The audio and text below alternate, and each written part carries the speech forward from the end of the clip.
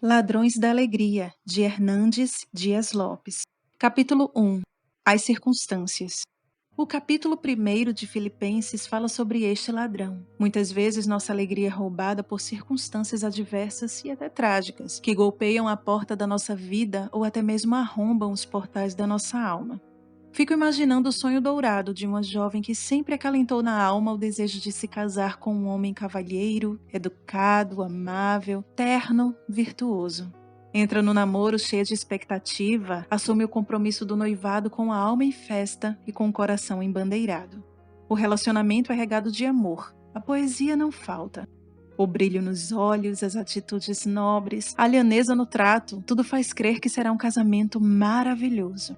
Então, buscam um altar, selam uma aliança de amor perene, unem-se em casamento. O coração explode de alegria. É a consumação de um sonho.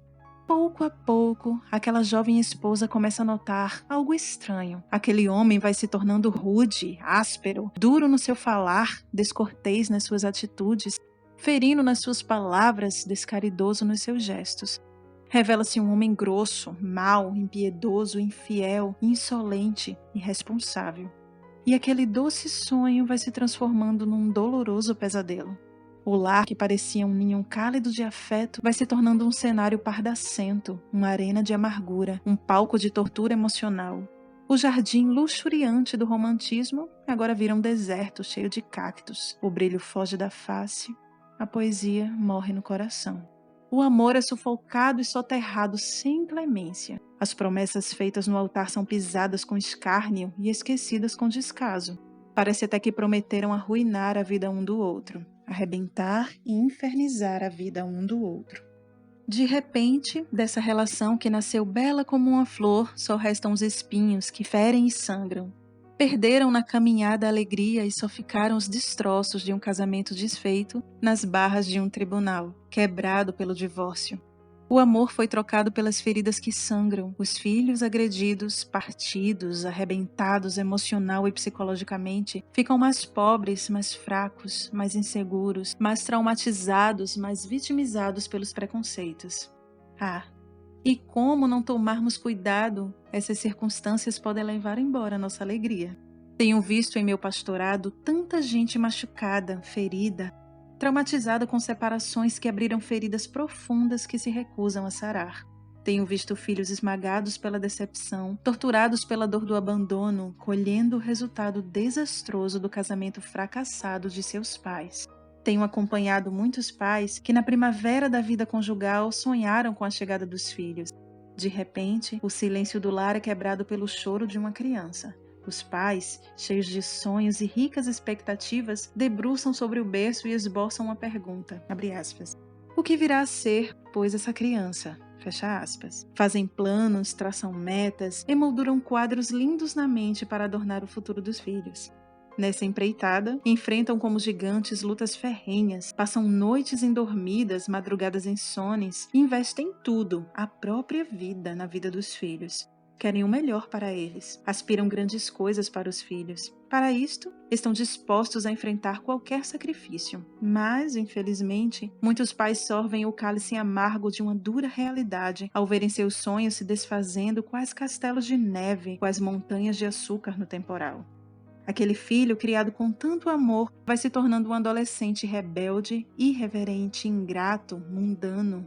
Aquele jovem cercado de cuidado rompe com todos os valores da sua criação, joga tudo para o ar, pisa com escárnio tudo aquilo que recebeu dos pais e parte com disposição indomável para o mundo, para o pecado, a emporcalhar e enlamear sua vida, seu nome, sua honra e os antros mais abjetos da iniquidade. Quantos pais atravessam noites amargas à espera do filho que não chega. Quantos pais não pregam os olhos atravessando a noite no sofá da sala, aguardando o barulho da fechadura da porta tilintar ou o ruído dos passos de seus filhos tocar o chão da sala. Quantos pais veem seus filhos chegarem em casa cambaleando, bêbados ou dopados pelas drogas. Quantos pais choram ao verem suas filhas chegarem em casa de madrugada com suas roupas contaminadas pelo pecado, aviltadas em sua honra.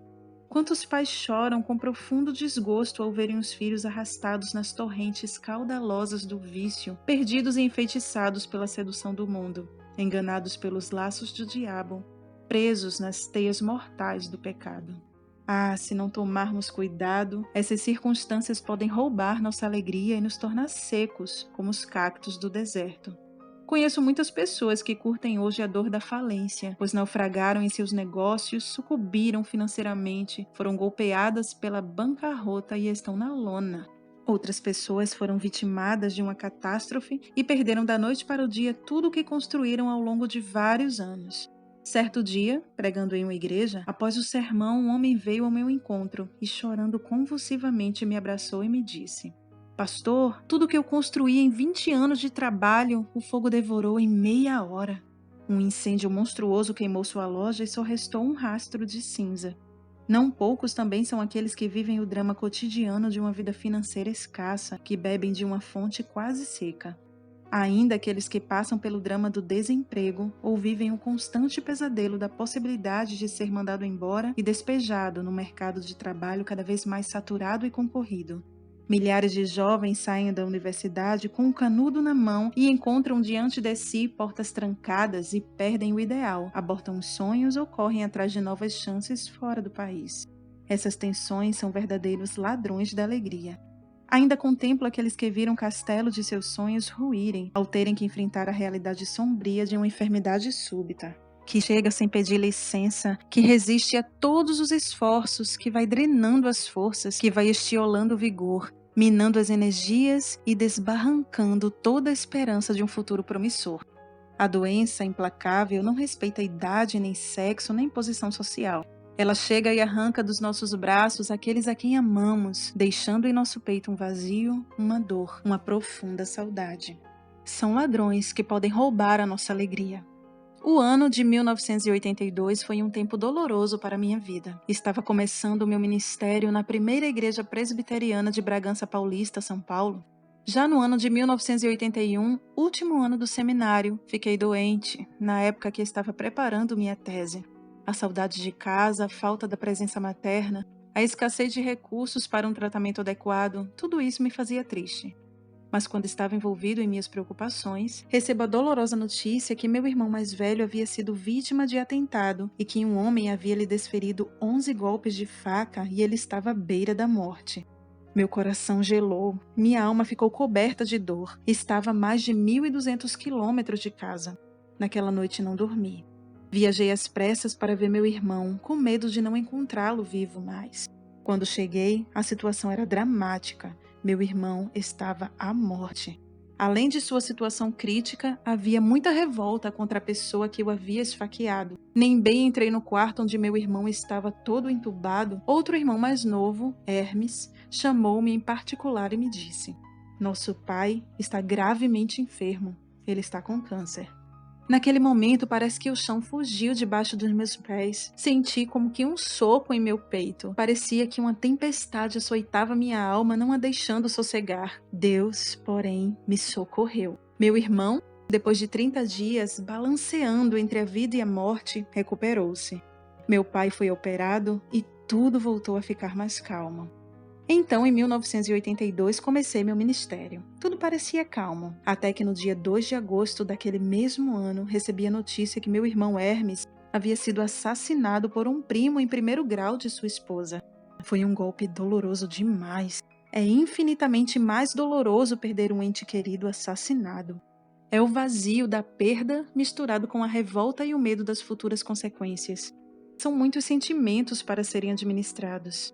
Ah, como foi difícil administrar aquela situação a mais de 1.000 quilômetros de distância. Quase todas as noites eu sonhava com meu irmão. Meu coração sangrava. 4 meses depois, no dia 1º de dezembro, recebo a notícia que meu pai também havia falecido. Mais um golpe, mais uma perda, mais um ladrão da alegria. Sim, eu sei que não é fácil experimentar paz no vale, gozar de verdadeira alegria no sofrimento, mas esta é a herança dos filhos de Deus, pois Ele inspira canções de alegria, mesmo nas noites mais escuras. Outro ladrão da alegria são as crises conjugais, que cavam abismos, abrem feridas e deixam marcas profundas e traumas imensos na vida da família. É o casamento que se arrebenta e naufraga nos rochedos da infidelidade conjugal. São os filhos que são rasgados emocionalmente e largados como destroços desses acidentes de percurso. São as famílias inteiras e gerações futuras que vão sofrer as sequelas destes males que egraçam em nossa sociedade pós-moderna. Diante de tantas circunstâncias dolorosas, será que é possível ser uma pessoa alegre?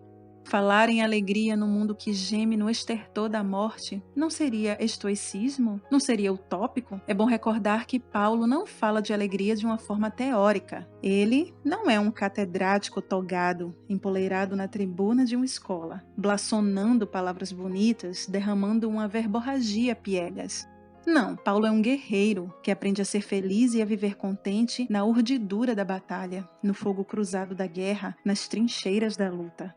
É um homem que temperou sua alegria com o suor do seu trabalho e com as lágrimas de suas aflições. Ele fala à igreja de Filipos que as coisas que lhe aconteceram têm antes contribuído para o progresso do Evangelho, em Filipenses capítulo 1, verso 12. Que coisas são essas?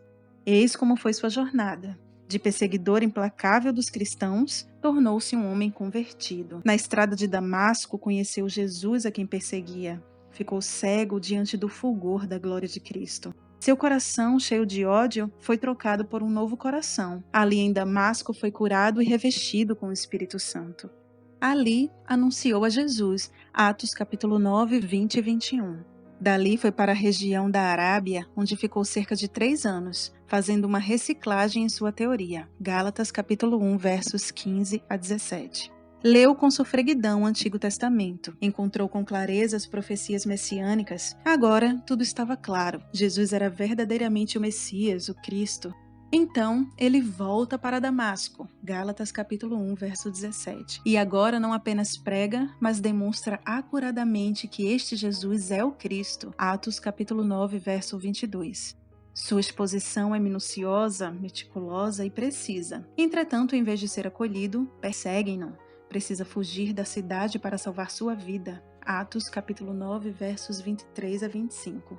Não é fácil para um novo convertido, entusiasmado com a pregação, ser perseguido. Poderia ser um choque, poderia se decepcionar. Aquela perseguição foi um duro golpe para ele. Dali ele saiu e foi para Jerusalém. Atos capítulo 9, versos 26 a 28. Certamente lá encontraria abrigo, acolhida e pronta e plena aceitação. Lá estavam os apóstolos, lá estava a igreja-mãe. Ao contrário, quando ele chegou, os apóstolos não confiaram nele, não o acolheram. Paulo então sentiu a dor de ser rejeitado. Esta é uma dor profunda, não ser aceito, não ser amado, não ser recebido onde esperávamos ter uma acolhida calorosa. Aceitação é uma necessidade básica da vida humana. Ninguém pode viver saudavelmente sem amor. Não somos uma ilha, Deus não nos criou para a solidão nem para o isolamento. A igreja precisa ser uma família, um corpo, onde as pessoas sejam amadas e acolhidas com vívido afeto. Uma pessoa não consegue ficar em uma igreja onde ela não tem amigos.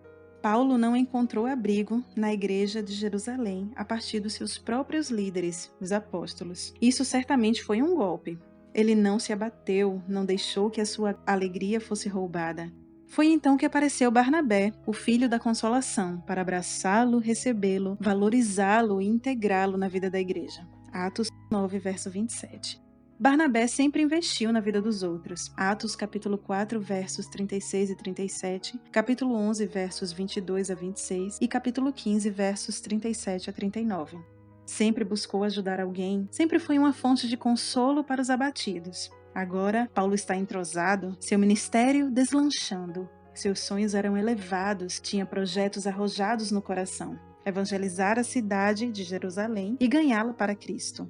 Tudo parecia se caminhar para o cumprimento desse ideal, que por sinal era muito nobre. No apogeu da sua empolgação, no auge do seu trabalho, Deus mesmo aparece para ele em sonhos e o dispensa da obra. Atos capítulo 22, versos 17 a 21.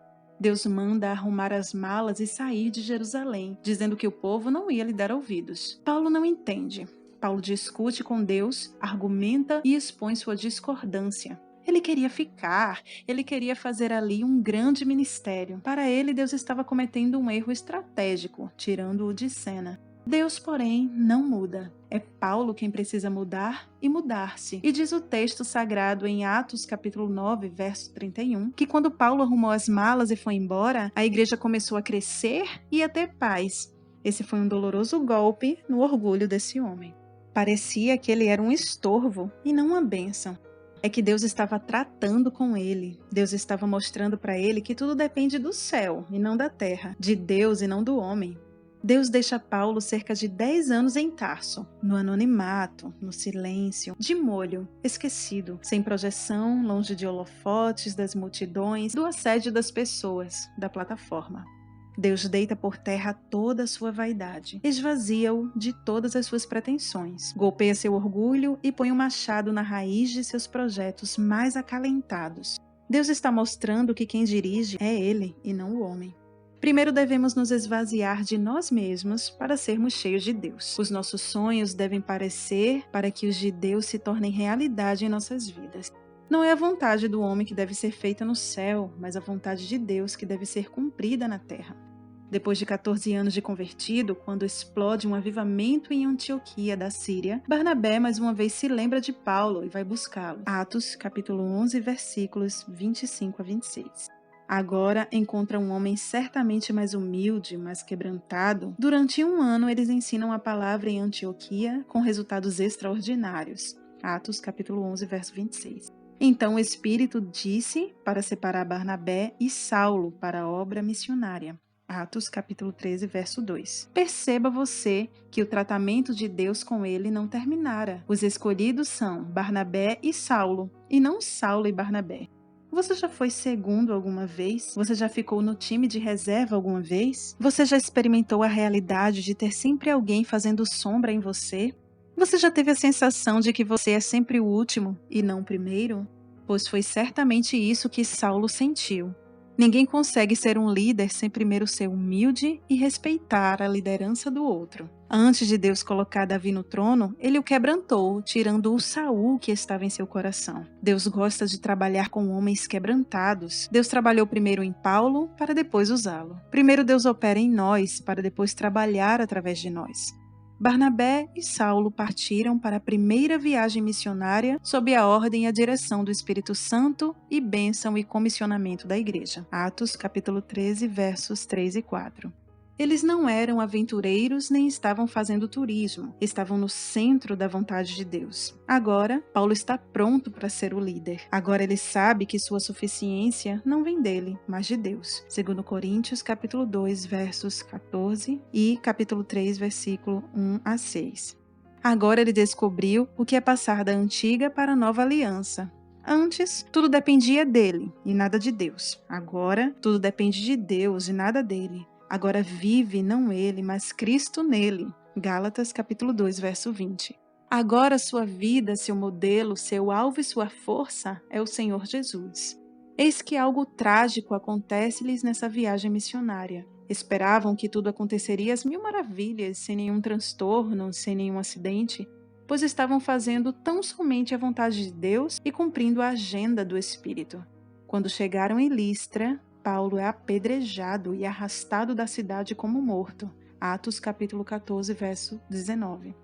Muitos hoje, afeitos à teologia da confissão positiva, ficariam escandalizados com esse incidente. Muitos hoje ficariam decepcionados com Deus, amargurados e revoltados. Poderiam clamar e dizer, abre aspas, mas Deus, eu estou fazendo a tua vontade e a tua obra, por que isto aconteceu comigo? Fecha aspas. Contudo, Paulo não ficou amargurado. Não ficou decepcionado com Deus, não questionou o amor de Deus, não pôs em dúvida sua vocação, não desanimou nem ficou com medo de prosseguir.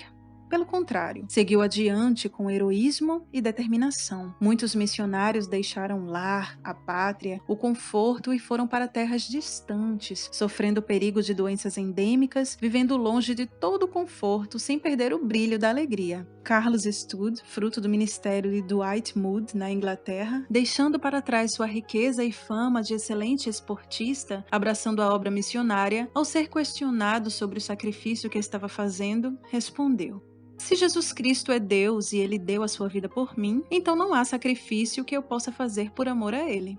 Ashbel Green Simonton era filho de médico. Seu pai fora deputado por 2 legislaturas. Ele foi consagrado ao ministério pelos seus pais no batismo.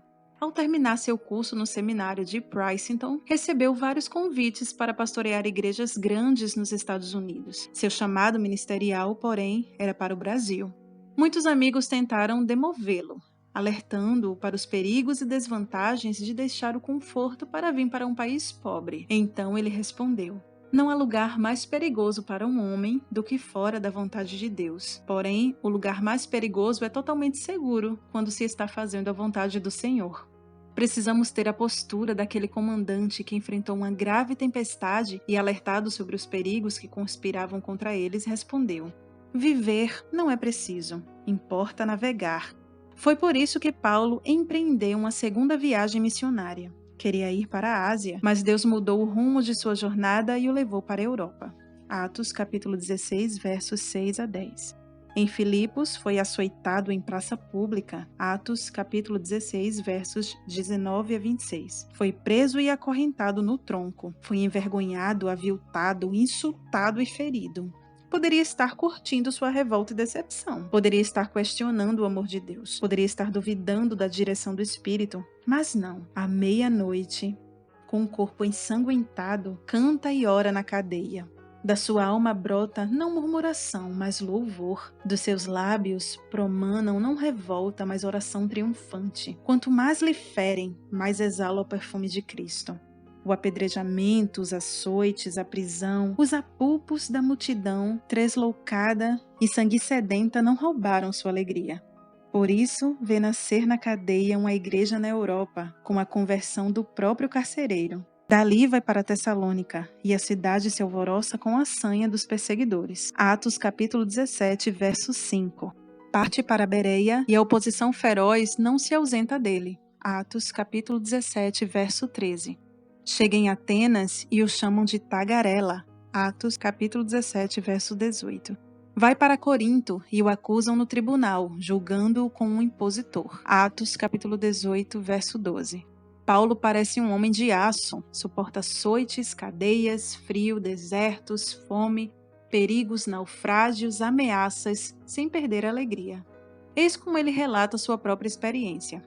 Abre aspas. São ministros de Cristo? Falo como fora de mim. Eu ainda mais, em trabalhos, muito mais em prisões, em açoites, sem medida, em perigos de morte, muitas vezes. 5 vezes recebi dos judeus uma quarentena de açoites, menos um. Fui 3 vezes fustigado com varas, 1 vez apedrejado. Em naufrágio, 3 vezes. Uma noite e um dia passei na voragem do mar. Em jornadas, muitas vezes, em perigos de rios, em perigos de salteadores, em perigos entre patrícios, em perigos entre gentios, em perigos na cidade, em perigos no deserto, em perigos no mar, em perigos entre falsos irmãos, em trabalhos e fadigas, em vigílias, muitas vezes, em fome e sede, em jejuns, muitas vezes, em frio e nudez. Além das coisas exteriores, há o que pesa sobre mim diariamente, a preocupação com todas as igrejas. 2 Coríntios, capítulo 11, versos 23 a 28. Escrevendo aos Gálatas, Paulo diz, abre aspas, quanto ao mais, ninguém me moleste, porque eu trago no corpo as marcas de Jesus. Fecha aspas. Gálatas, capítulo 6, verso 17. Em Éfeso, na terceira viagem missionária, ensinou com lágrimas a igreja dia e noite durante 3 anos. Atos capítulo 30, verso 31. Em Éfeso, na terceira viagem missionária, ensinou com lágrimas a igreja dia e noite durante 3 anos. Atos capítulo 20, versículo 31. Ali enfrentou perseguições crudelíssimas e provações acima de suas forças. Deus, contudo, o sustentou. Agora, já velho, trazendo no corpo as marcas de Jesus, não pensa em jubilação, não idealiza uma aposentadoria fora da arena da luta espiritual, mas empreende gigantesco esforço para ajudar a igreja da Judéia, que passa grande calamidade financeira. Recolhe ofertas das igrejas da Macedônia e Acaia para ajudar os irmãos que estão necessitados. Todavia, quando ele chega em Cesareia, os irmãos profeticamente o alertam para não ir para Jerusalém, porque o povo não esperava com um culto de ações de graça, mas com cadeias e prisões. Ele, imperturbavelmente, sem amargura, sem esperar recompensa, respondeu como um príncipe de Deus, que estava pronto não só a ser preso, mas também a morrer pelo nome de Jesus. Atos capítulo 21, versos 13 e 14. Foi e de fato foi preso. Atos capítulo 21, versos 27 e 28. Os judeus, cheios de inveja, ciúmes, mancomunados com as autoridades religiosas, planejaram sua morte sumária.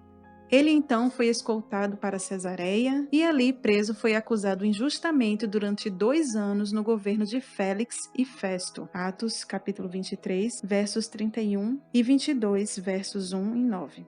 Usando seu direito de cidadão romano, apelou para ser julgado em Roma. Atos capítulo 25, versos 11 e 12. Aliás, Deus o queria em Roma para dar testemunho naquela cidade. Era seu sonho pessoal ir à capital do império como missionário. Romanos capítulo 15, versos 30 a 33. Entretanto, vai como prisioneiro. Atos capítulo 27, verso 1. Tinha tudo para ser uma viagem segura. Era da vontade de Deus levá-lo a Roma. A viagem foi dramática. Enfrentaram ventos contrários, tempestades borrascosas e tufões violentos. Durante 14 dias o navio foi açoitado com rigor desmensurado e todos os 276 passageiros perderam a esperança de sobreviver, exceto Paulo. Atos capítulo 17, versos 20 a 26. Na tempestade, ele não perdeu a alegria, mas foi consolado pelo anjo do Senhor. O navio pereceu, mas as vidas foram salvas. Na ilha de Malta, molhados, transidos de frio, buscaram alguns gravetos para acender uma fogueira e uma víbora morde no dedo logo de Paulo. Atos capítulo 28, versos 1 a 6. Alguém poderia pensar, que homem pé frio, ele é um azarado. Tudo dá errado na vida dele. Onde ele chega tem problema. Ser cristão não é deixar de ter problema, mas vencê-lo pelo poder de Deus. O veneno da víbora não o matou, pelo contrário, ele orou pelos enfermos da ilha e todos foram curados. Atos capítulo 28, versos 8 e 9. Chegou enfim em Roma, mas como prisioneiro, sem culpa, sem comissão de recepção e foi logo para a prisão, tendo ainda que pagar o aluguel da casa onde ficou preso. Atos capítulo 28, verso 16. Apesar disso, no seu coração não há espaço para mágoa. Ele está alegre e diz para a igreja: quero que vocês saibam que as coisas que me aconteceram têm antes contribuído para o progresso do Evangelho. Filipenses capítulo 1, verso 12. Poderíamos alistar algumas coisas que esta prisão contribuiu para o progresso do Evangelho. Primeira, a igreja ficou mais encorajada a testemunhar o nome de Cristo. Segunda, os soldados de Nero, a guarda pretoriana, começaram a se converter e agora santos na casa de César. Filipenses capítulo 4, verso 22. Terceira, da prisão ele escreve várias cartas como Efésios, Filipenses, Colossenses, que vão abençoar a igreja de Deus ao longo dos séculos. Na verdade, Paulo vê em tudo um plano de Deus. Não se considera prisioneiro de César, mas de Cristo. Efésios capítulo 1, verso 1. Para ele o viver é de Cristo e o morrer é lucro. Filipenses capítulo 1, verso 21. Nenhuma circunstância pode roubar sua alegria de viver vitoriosamente. Aleluia! Paulo olha para o passado e vê a mão de Deus em todos os acontecimentos de sua vida e diz que contribuíram para o progresso do Evangelho. Olha para o presente e vê uma igreja que procura ainda mais fazê-lo sofrer, suscitando tribulação às suas cadeias. Filipenses capítulo 1, versos 15 a 17. Mas ele se recusa a ficar magoado e triste. Ele responde como um príncipe de Deus, abre aspas. Todavia, que importa? Uma vez que Cristo, de qualquer modo, está sendo pregado, quer por pretexto, quer por verdade, também com isto me regozijo. Sim, sempre me regozijarei. Fecha aspas. Filipenses, capítulo 1, verso 18. Olha para o futuro, e mesmo diante da ameaça da morte, não perde o brilho da alegria e diz... Abre aspas. Com tanta ousadia, como sempre, também agora, será Cristo engrandecido no meu corpo, quer pela vida, quer pela morte. Fecha aspas. Filipenses capítulo 1, verso 20. Para Paulo, morrer não é uma tragédia, mas lucro. Filipenses capítulo 1, versículo 21. Partir não é viajar para o vazio, não é navegar para mares desconhecidos, mas, abre aspas, estar com Cristo, o que é incomparavelmente melhor, fecha aspas. Filipenses capítulo 1, verso 23. Infelizmente, muitas pessoas acham que o cristianismo é um seguro contra as tempestades da vida. Há aqueles que pregam que o cristão não pode ter problemas, não pode ser pobre nem ficar doente. Não foi essa, porém, a experiência de Paulo. Não é esse o ensino das Escrituras. A glória excelsa do cristianismo é que ele dá poder ao homem para enfrentar as adversidades, sem perder a alegria inefável e cheia de glória.